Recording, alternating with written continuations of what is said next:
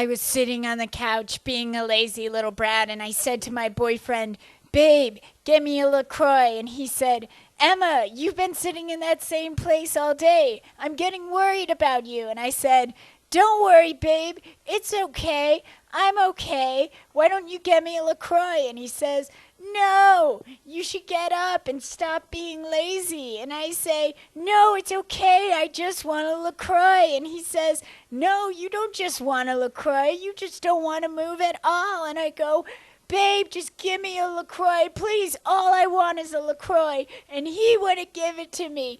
All I wanted was a LaCroix, just one LaCroix, and he wouldn't give it to me. Just one LaCroix.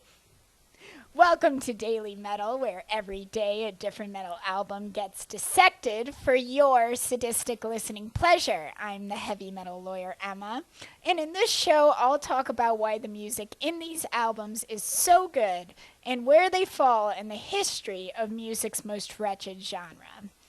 On July 5th, 1983, Suicidal Tendencies bridged the gap between hardcore punk and thrash metal with their self-titled album. Once upon a time, and all you Zoomers are going to think I'm crazy for saying it, but once upon a time metalheads and punks did not get along. Sure, there were some bands who could move in and out of both sub-communities like Motorhead, but Motorhead is barely metal or punk, it's more just really loud rock and roll. But anyways, I remember even for me in high school, I learned about this animosity when a new friend told me he liked Iron Maiden and System of a Down, but hated punk music. Metalheads thought that punk was talentless, self-righteous, and hypocritical. And punk thought that metalheads was full of meatheads and never more than one step removed from the mainstream music that they despised due to the popularity of subgenres of metal like hair metal. But of course, most of these bases for animosity were projections and crude stereotypes.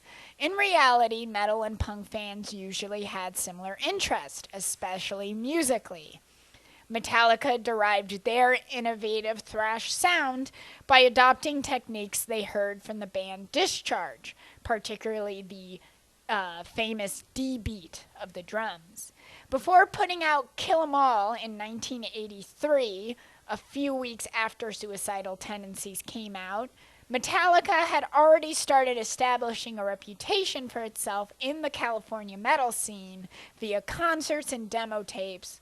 And don't worry, I'll be doing a whole video on Kill 'Em All.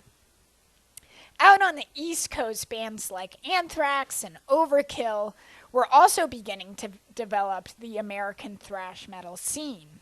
And into this percolating formation of thrash metal comes Suicidal Tendencies. Suicidal Tendencies were pricks, a hardcore band hated by a lot of hardcore punks for being a party band and having shows with lots of violence. The band had connections with the gang Venice 13, and allegedly the gang the Suicidal Psychos were named after the band. But even a lot of their haters admitted that they struck gold with their debut full-length album, chartering the crossover sound that incorporates both hardcore and thrash. Other bands like Dirty Rotten Imbeciles and Stormtroopers of Death soon picked up on this sound. But with their self-titled album coming out in 1983, I think Suicidal Tendencies has the best claim to being the first, at least in a full-length album. Suicidal Tendencies' sound intermingled the two genres, switching between them from verse to chorus or even the middle of verses. The album's standout track, Institutionalized, which was one of the first successful music videos in hardcore punk and metal, exemplifies this back and forth with the verses having lead singer Mike Muir comedically complaining in spoken word about his parents' attempts to have him institutionalized for mental health reasons and drug use. The sardonic narration is very similar to fellow California hardcore band D.I., whose song Richard Hung Himself has appealed to a lot of metalheads like Slayer, who have an amazing cover version of it. The chorus of Institutionalized, though, explodes into pure thrash with red-hot drum beats and guitar riffs, and the song's signature call and response yelling, "I'm not crazy, institution, you're the one that's crazy, institution." Conversely, the song "I Shot the Devil" has thrash verse and choruses and even a guitar solo, whereas the song "Subliminal" is more or less a pretty typical California hardcore punk song. You do get a sense that Suicidal Tendencies wrote their music pandering to their audience.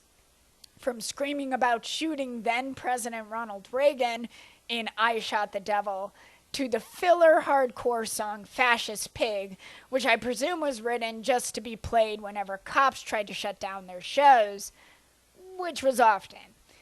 "I Want More" has a beginning that is almost goth and post-punk until it explodes back into thrash, which later switches to hardcore.